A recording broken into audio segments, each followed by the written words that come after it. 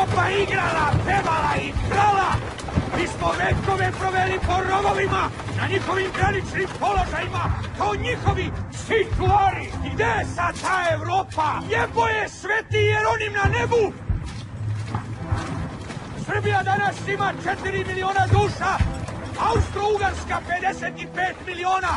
Godinama prete, godinama seru. Kako Srbija mora doživjeti čelično kupanje, ja nikada ništa smrdljivije i poganije nisam čuo od prete da jedan narod bude okupan čelikom. Daćemo im kurac tvrd! I to tvrd za mnogo godina!